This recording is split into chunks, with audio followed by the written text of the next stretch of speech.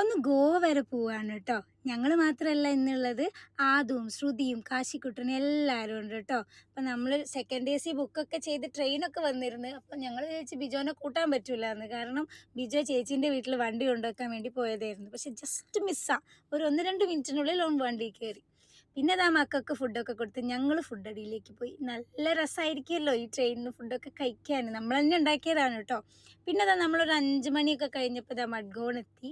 അപ്പം നമ്മൾ Salalah ഹോളിഡേയ്സിലാണ് package എടുത്തിട്ടുണ്ടായിരുന്നത്. അപ്പോൾ അവിടുത്തെ ആൾ നമ്മളെ പിക്ക് ചെയ്യാൻ വന്നു. അപ്പം നമ്മൾ ഗോവൻ കോർട്ട്യാർഡിലാണ് റൂമൊക്കെ കേട്ടോ നമുക്ക് റെഡിയാക്കിയിട്ടുള്ളത്. വലിയ കുഴപ്പമൊന്നുമില്ല, അത്യാവശ്യം വൃത്തിയൊക്കെ ഉള്ള റൂം തന്നെയാണ്. അപ്പം നമുക്ക് ആദ്യം ഒരു ഫ്രഷപ്പ് റൂമാണ് കിട്ടിയിട്ടുള്ളത്. അപ്പം ഞങ്ങളെല്ലാവരും ആ റൂമിലായിരുന്നു. അപ്പം നീലൂട്ടനും കാശിക്കുട്ടനും ഇവിടെ ഭയങ്കര കളിയിലാണ്. രണ്ടാൾക്കും ഒരു സാധനം തന്നെ വേണം, അത് അങ്ങോട്ടും ഇങ്ങോട്ടും വാങ്ങിക്കൊണ്ടിരിക്കും. പിന്നെ അത് കഴിഞ്ഞിട്ട് ഇതാ മെയിൻ പരിപാടിയിലേക്ക് കിടന്നു. ഇവർക്ക് ഫുഡ് കൊടുക്കൽ. എന്നിട്ടൊക്കെയല്ലേ ഇപ്പോൾ പുറത്തു പോകാൻ പറ്റുള്ളൂ. കാരണം ഇവർക്ക് വിശന്ന് കഴിഞ്ഞാൽ പിന്നെ സീനാണല്ലോ.